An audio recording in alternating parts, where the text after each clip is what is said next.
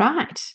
I'm bringing a conversation to you, and I hope that when you're watching this, when it's not from a live and you're not watching live, that you can catch up. This course talk is about a transformative conversation. So I hope you enjoy what's ahead, and I hope it sits with you in some way as a great learning. It's just a little bit of a snippet and a conversation. And if you'd like to leave a response, even if it's after the live, I can actually get back to you, especially if you respond with the, at Michelle Star, I'll be able to get back to you. So what I wanted to do was, go down a pathway to gain a deeper understanding of our holistic well-being and getting some practical tools for nurturing your mind, body, and spirit. So I'm just going to go through a bit of a conversation about it. And the first one that came up was, trusting your body. Do you listen to your body? Do you trust your body? Because your body is one thing that never lies to you. And it's probably something that, especially when we're busy or we're rushing, it seems to be something that we can overlook. We can sometimes look at our body only when it's got a certain symptom, or it's a symptom that's reached a certain pain threshold that we can no longer handle, that we go, oh, I better listen to what the body's got to say. So it's about trusting your body to believe that it's actually trying to tell you something. And if you're ignoring it, because it will give you subtle signs before it gives you big signs. And I'm sure we've all lived this. I'm sure we've all come across this in our lives, but this is just about becoming conscious of it and putting it in your conscious mind, putting it in the section that's up here in our front lobe section, so that we can consciously make a choice to listen to our bodies. It is our friend, and it's something that we can trust. We are inside this body and we live in this body, and it's here to teach us something as well, rather than us teach it something. It's always wanting to be nurtured. It gets dry, got to add some cream. It can get corns on it. It can get warts on it, all sorts of things. And, as a massage therapist who's studied massage first for a couple of years, and then always learning for the next 20 years with my clients. And there are so many different organs, of course, in the system. And one organ is the skin. And it covers our entire body. And it's a living thing that absorbs everything. So not only does it absorb the liquids that we put on it and the petrochemicals that we infuse in it, which is why I did stop using petroleum jelly. Just didn't want petrol going inside the skin. Everything that we put on it soaks in. Then, of course, it goes into the bloodstream, lymphatic system. But the skin, we burn it, we abuse it, we do all sorts of things. But if there's something going on with the body, and there's been pain, or there's been some sort of toxic level or something like that, that it goes right through all of our systems to try and clear it out, whether it's coming out through our perspiration, or it's coming out through our urine, or it's coming out our rear end. This skin is actually the last place that any kind of dis-ease in the body actually comes out of. And it's been trying all the other organs and all the other things that get rid of things in our body, which, we know all the ones, our liver and our kidneys. If they haven't been able to get rid of everything that's required for you to heal and get better, it'll come out through the skin. And by the time it's got to your skin, it's right through the body. And it's a time to look at it and go, what is going on? What is in my body? This is the last point it's getting out of your body, because it's been trying before that. And it can really make you take heed. And an example of that is I've had a recent story in my life that has happened where, due to perimenopause, going through that stage, I actually contracted a UTI, and wow, I haven't had one of those things for 20 years or more, probably 30 years. Um, Showing my age, I know, but uh, it was a shock. I didn't even know I had one. I didn't even know that's what it was until I think my body was going into shock, and I was really cold and I was shivering, and I got quite sick. And it lasted a long time. And of course, we got antibiotics for that, and um, many different types of antibiotics, and they didn't quite work for the body. But we know what antibiotics are like for the body. In my opinion, they destroy a lot of gut flora, and they destroy a lot of things that are good. But we took them. We went through the process, and basically, it did get to a toxic level, and it went on for months and months. And we're still, coming through that process and the aftermath. But from those, UTI toxic level going into the liver and kidneys, uh, it eventually turns into, for my body, turned into candida. And um, that in the system comes up as the bloating part of the candida, where you're craving bread and you're craving sugar. And so you go and eat that. But that's all it wants to feed on, the yeast and the sugar and the alcohol, and of course the coffee, that it's demanding all those kind of things from you. But that candida, of course, that comes out as thrush. And the other thing that I learned and came to a surprise was that thrush, not only does it come out from us women, it also comes out through the skin, and not just in our vaginal areas, but it also can come out in different parts of the skin. So mine actually started coming out in my feet, in the soft parts of your feet, in the soft parts of your hand. And we forget that thrush can actually do this. And I'm a dermatitis psoriasis sufferer, and had been for a long time, and it disappeared. But growing up in my life, I can see that, maybe sometimes that was thrush coming out through my skin as well. And it goes quite undiagnosed. So they're just some healthy, things that have happened.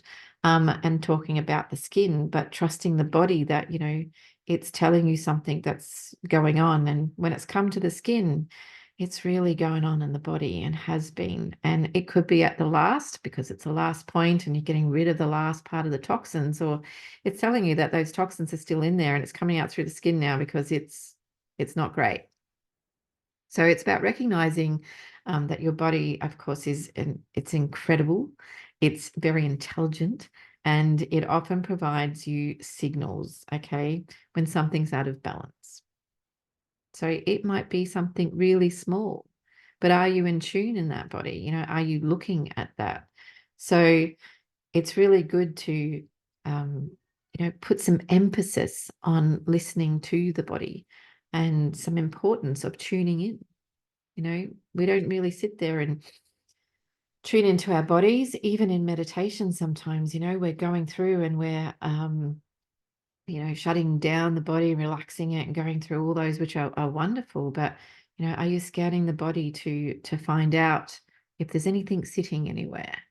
Having that quiet time and quiet space, and understanding if it is trying to talk to you. And when you're tuning into these bodily sensations, which could be simply discomfort, could be in the gut, could be in the back, could be between the shoulders. There's this discomfort going on. And where's the tension? Why is there tension there? Why am I holding on to there? How is it even getting there in the first place? What is this tension about? And getting that body scan, having a look, and being at ease, with doing it. And then, of course, being able to gain insight from that about your physical and emotional well-being. So, if the tension's in your shoulders, why is it there? Well, physically it's there because you might be walking around with your shoulders up near your ears. And, when it gets to that tension spot, I used to find clients coming to me because they've got all this tension in their shoulders and between their back, and they're carrying the weight of the world on their shoulders. And it's not necessarily the weight of the whole existing world out there, it might be, but it's the weight of their world, or it's the weight of 10 of their friends' worlds plus them. It depends what they're actually carrying and why they're carrying it. And, I do body scans in the workshops and programs that I do. And we work with you to understand how to um, work out what's there and why it's there and how we can move through it, how we might be able to release it. Of course, physical touch in massage is a great way of doing it, but it's about stopping the shoulders from creeping up like this as well, and working out how we can make that a transformative experience so that you're actually not doing that. So it's easy to brush it off, and we get busy and we try to do that. We just like, oh yeah, that feels painful, let's move on, until sometimes we stop. And how often do you stop to actually scan your body and give it a bit of an overhaul? One day, I've always said that they'll build us, and apparently it's on the way, a body scan that literally scans your body. We're going Star Trek here. And basically it does a reading on your body and comes up and says you need this, this, and this. How wonderful that would be. But for now, you've got your psyche, you've got your intuition, you've got your mind, your awareness to be able to feel what's going on in your body. And if you don't, and you'd like to, some guidance about that or some more information, I would be so happy to have on a call and be able to talk to you about that. So building that deeper connection with your body can happen through practice. Mindfulness is a practice. Meditation is a practice. Trusting the body and having body scans and tuning in is another practice. So it's an intuitive movement, and it's about building a muscle like you would your triceps or your biceps. When we do it often, we start to build that intuitive muscle where we can stop and work out what's maybe going on or what we can address. And of course, on top of that is the metaphysics of it. Metaphysically, why does this happen? And as a massage therapist, that's what I used to do with my clients on the table, and work out why it's there and where it's coming from, and metaphysically how it got there and how we can move through it. So another one, short story, especially I was talking with a client this week, which was really great. I've actually talked to a few people because spring is here, and the colds have started to happen. So the change of weather and all that comes about. And throughout life, I have come across, great, great stories and great things and understandings. And one of them was this getting a cold. And a lot of people, oh, I've got a cold, I feel so sick. And it's about what type of cold. Have you got a head cold? Have you got a chesty cold? Have you got a virus? Have you got, what level of cold have you got? Is it just headache and sweats and a little bit of a drippy nose? Is it full on fog head? Or is it all of it? And it's not necessarily viral. So many, many different colds, but every cold you get is an upgrade. Now, I love that. One of my I call him a mentor as well. He mentioned this to me probably a couple of years ago.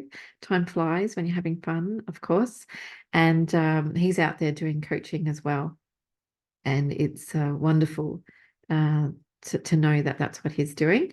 But he introduced me to Upgrade. And Upgrade is wonderful because when you look at it on a biological thought, then you are upgrading because you're getting sick. So you're building antibodies to what's going on so that you don't actually get this strain of cold again or this strain of virus again. So if you think of your body as that computer that you feed in information to, and you're putting in a program to upgrade it to say, hey, this is, we're putting a little protection on here. We're giving you a bit of a spruce up, and we're changing some of your antibodies, changing some of the cells that are in your body and giving some more antibodies so that you can fight this, and you're armed, dangerous, and you're able to combat what's going on. And then, if another flu comes on, you might be able to resist that one or not get it as much, or usually you don't get necessarily the same one, but it's an upgrade. Now, who thought a cold would be an upgrade? And I even thought that was with COVID as well. When you get COVID and it's that flu, it's another flu, it's just another type of flu. It's getting the upgrade, and I welcome an upgrade. I mean, who welcomes a cold? But I've always known, before it even was an upgrade, that it's a shift. And, I've had some doozies, like I'm sure you have as well. The cold or the flu or the virus is a shift. So you're shedding old beliefs, you're shedding old patterns, because usually just before you've had a cold, either the 3 days before you actually got the cold and the week leading up to that, you've usually made some significant changes in your life. And because you've made these changes, it means that you're changing that identity of yourself and how you identify. And the cold is the shift of letting go of these things that you might have held on to that you no longer need to hold on to. And the body, the mind, of course, and the soul that needs to shed that. And so it's a shift. And I always thought of getting a cold as, okay, I'm going through a shift. I'm releasing, I'm letting go. I know that I'm feeling sick and it's not great. But what made it actually better, and even though it might feel worse, it was still quite great to understand, is that it's an upgrade. And upgrade is so positive. I've got a cold, but I'm getting an upgrade. I'm feeling sick, but I'm getting an upgrade.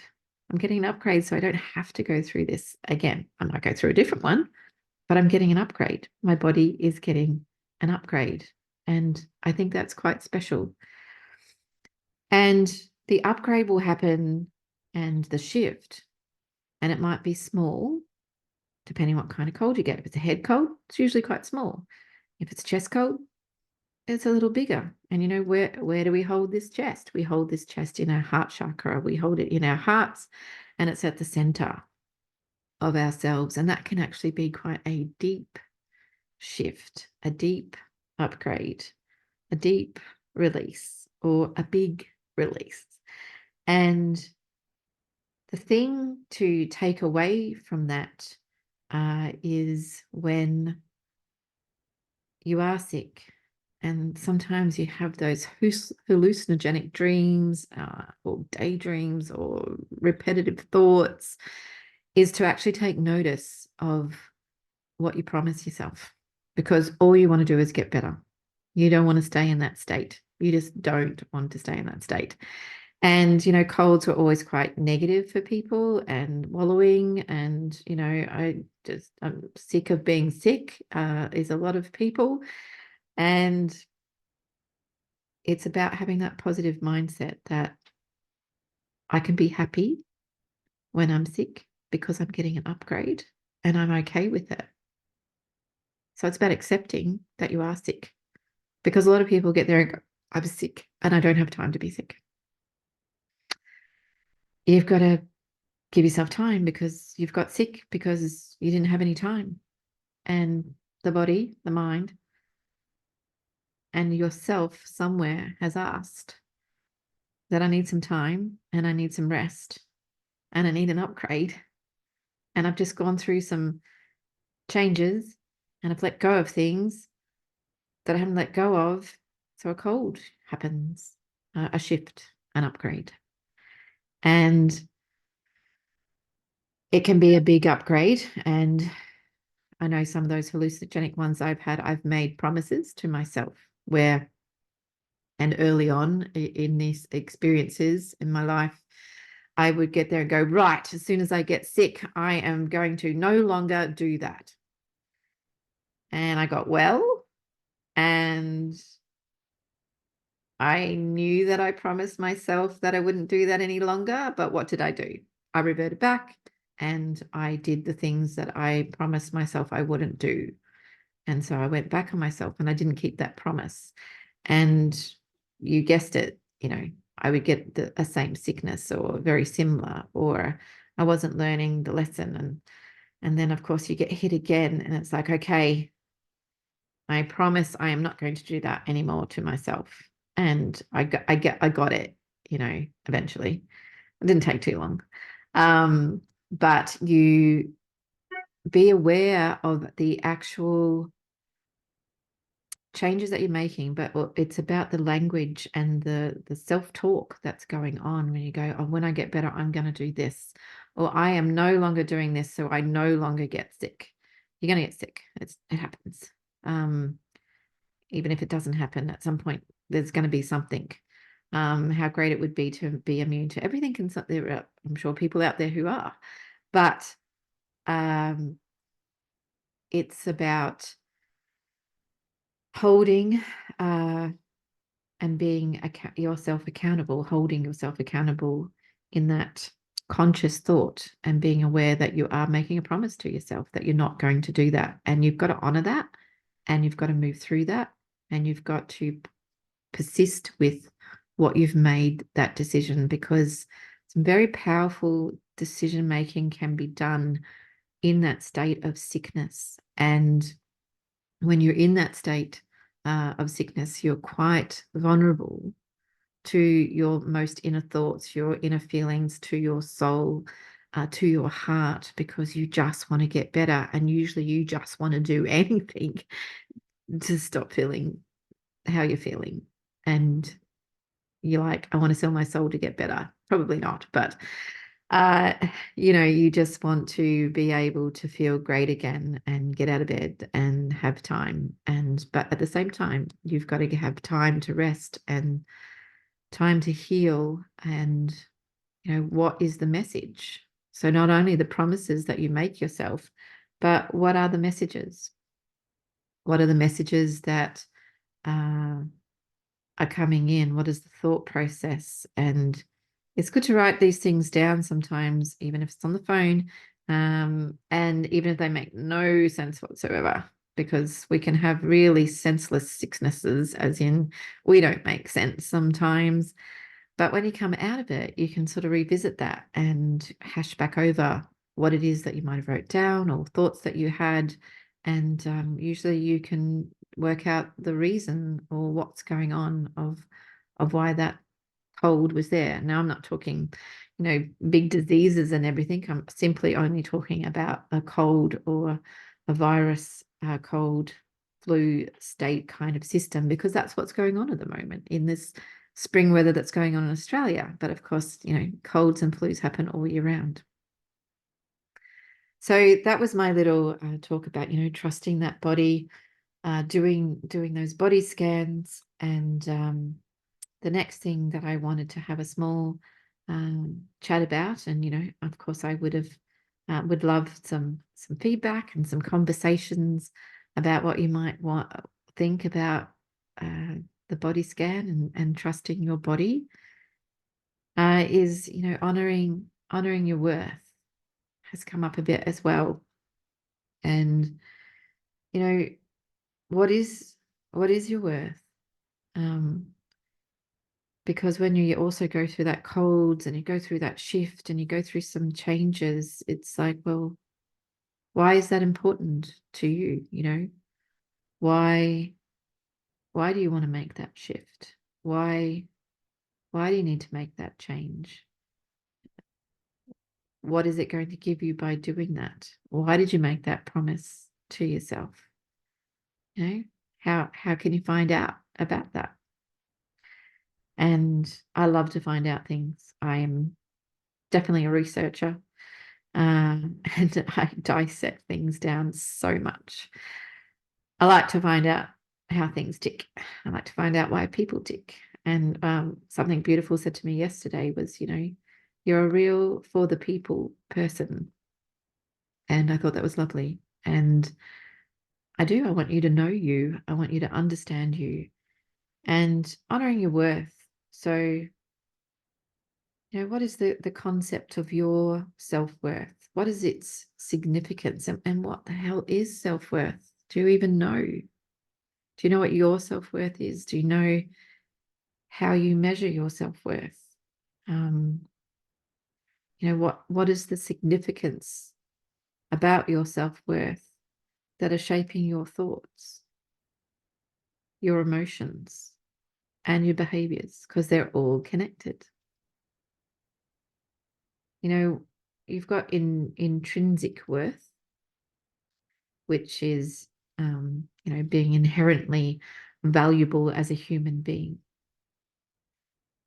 And then you've got extrinsic worth, which is, based on these external achievements and validations. So intrinsic worth, that valuable as a human being. How do you add value to human? So human being, human doing, and that extrinsic worth, that external achievement and that external validation. So they're external things that you do to pump up self-worth, and that might be ego or spiritual. And then, of course, you've got that intrinsic, which again, same. So honoring your worth. What is your self-worth? What is it built up of? Do you even know it? Do you want to understand it? Has it got good foundations? Is it small? Is it huge? You got no goddamn idea? What are some strategies that you do for self-worth? How do you cultivate, self-respect, your self-esteem? How are you at setting boundaries? How good are you at saying no? How good are you at saying yes? You might say yes to everything, overload yourself because you can't say no. So, do you even know how to set boundaries? What about setting boundaries on yourself? I'm going to start eating healthy. So you go and have a hamburger. Where are your boundaries? How important is that to you about honoring, your self-talk, in wanting to get better, to feel better, to do better. So setting boundaries and then practicing self-care, meditation, mindfulness, exercise, body scan. What are some of the self-care? Doing walking, going out and meeting up with a friend, having a swim, spending time in nature. Do you regularly visit, affirming your values and your strengths? Because the values that you've got today are not the values you had 2 years ago, 5 years ago. They're constantly changing, and your values change as you go through change. And when you go through significant changes, you reach a point in your life, there's a fork in the road, bang, there's a change. And they can happen every 2 months, they can happen every 6 months, they can happen every 6 years. But it's about what you do when it comes to your values, and revisiting them. And sometimes those values change. One of mine is comfort. That's a value of mine, which I don't think I had comfort in my younger years. It really wasn't something that I valued. And as I've got older, Comfort has become something that I would prefer to have and I value in my life more and enjoy it because it does bring me happiness. It does bring me joy. I like to wear comfortable clothes. I don't like to put myself in tight, constricting jeans like I used to. I like to have comfortable and be comfortable in certain types of clothing so that I can do everything that I need to do, and I might be comfortable in exercise clothing. I do wear that a lot. I might be comfortable in cottons as opposed to silks, um, and certain people have things where they only want to wear certain types of materials that are natural as opposed to polyesters and breathing. And so comfort is not just physical things, but it's about being comfortable with who you are. It's about being comfortable with who you're with. It's about being comfortable with how you do things. And it's also comfortable in the physical, a comfortable chair, a comfortable bed. Usually you talk about comfort. And if you're not comfortable, you do something about it. And so that's honoring that strength in that value. And another one of mine values is freedom. I like to know that I have a freedom of choice. I have the freedom to be able to make a conscious decision about something. I have the freedom that I'm able to choose to do different things and believe different things and do things differently. Uh, and I like to be able to have the freedom to do things in my own time, to, if I don't need to, the freedom, I don't have to rush things. I can do it when I need to do it. Or I don't like being constricted of time. I don't like being constricted of in a place where I can't get out of. I need freedom. So, that there's these physical things that you need freedom in, but there's also the freedom in thought, the freedom of behavior and making the conscious choice. And freedom is very high on the list. And another one is variety. And so usually you have a good top three. Some people have a good top five, but it's understanding the importance of your values and your strength, which, center back to your worth. And variety was another one for me. I need variety in everything that I do. I need variety in how I deliver presentations, even though I'm still trying to find that information out. I need variety in the people that I work with. I need variety in my work. I need the variety also for me has flexibility. So I need to be able to have flexibility, which gives me that variety. I usually have quite a few different kinds of jobs going on, which gives me variety. I need variety in the community. I need variety in my food. I need, variety is physical, but it's a variety of what I choose to learn, how I choose to learn it, what I choose to believe in, how I choose to respond again, a lot of variety, how I relate to people, so many things. And so these are things I just wanted to, bring up in conversation, for you to have a little bit of a conversation to yourself about, or maybe you can have a conversation with me. One day I'll get you guys all in here having a group conversation with me, because how awesome it would be to be able to talk to people live in here with me. And, I hope one day that definitely happens. And I'm looking forward to that. But I'm also comfortable here sitting, talking with myself, having a conversation that, I'll send out there to you, and hopefully you have a little bit of a listen. The other thing, so it's just, the top three things I was just going to have a conversation with, and it's understanding that that metaphysical health. So you've got your physical health and you've got metaphysical health. So the meta, so it's outside of the health. So it's outside of the body, even though it's within the body. It's the messages, it's the underlying emotions and memories that are attached into the physical. So if there's health issues, they can have emotional or energetic or spiritual roots, in addition to what physical causes are going on. So, as I was massaging a person, they might have a really sore ankle.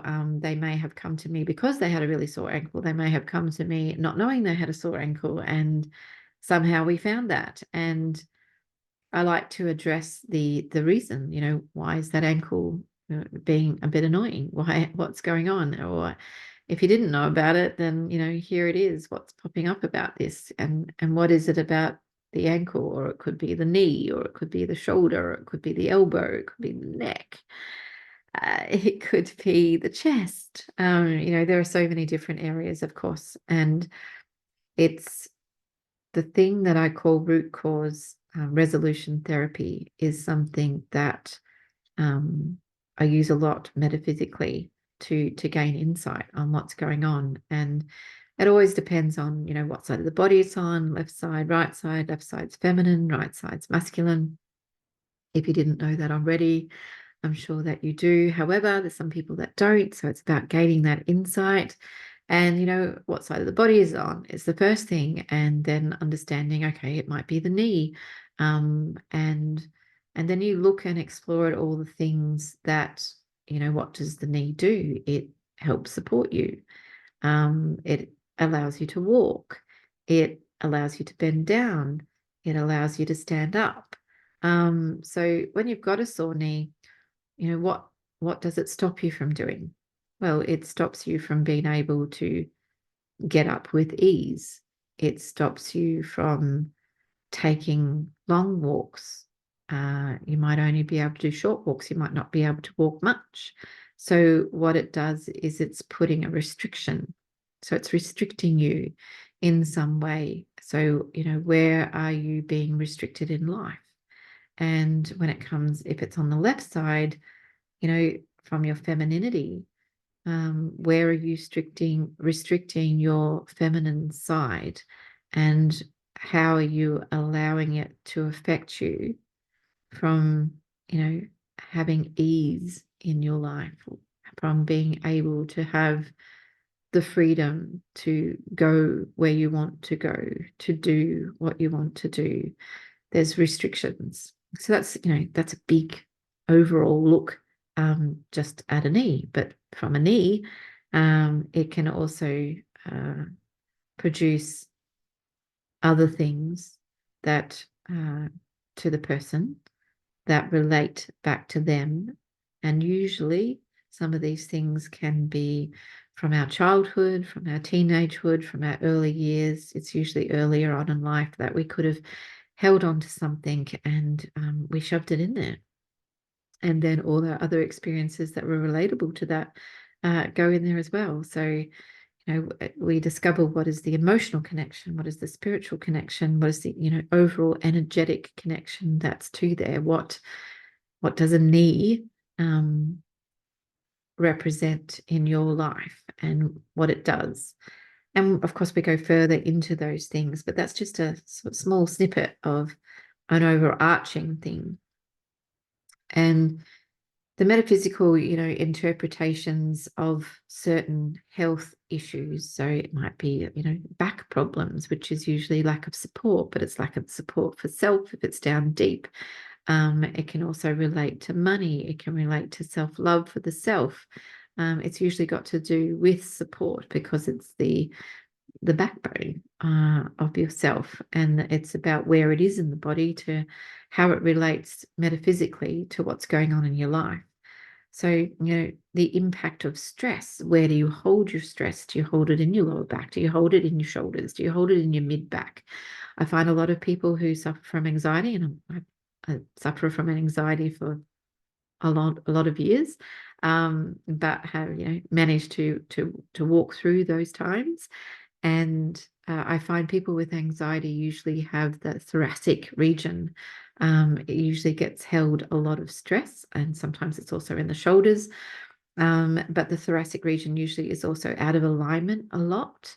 And these people who have quite aware of their anxiety, and it's usually more than just mild, usually experience a bit of pain and tension in those areas, but they shove stress. in those areas as well.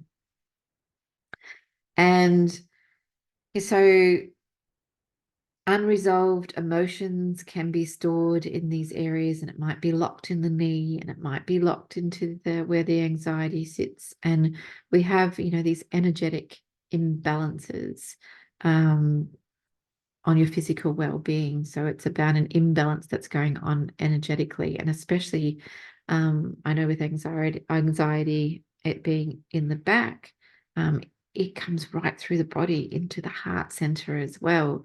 And the imbalance that happens for self-love and self-worth and the chakra that goes on in that area is usually out of balance, out of whack, and you can get a tightness and all sorts of things going on in those areas. And, there's all sorts of different holistic approaches, but the one that I do, looking at that, using metaphysics, is the one that's the root cause therapy. And it doesn't have to be done on a one-on-one physical consultation. It can be done in Zoom, and I didn't think it could be these days, but it is. And that connection to those areas and getting people to work through that is having had unbelievable results with it. So there's energy work out there. There's hands-on healing. There's Reiki. There's massage. There's meditation, visualizations. Definitely something that I do as well to help release those things.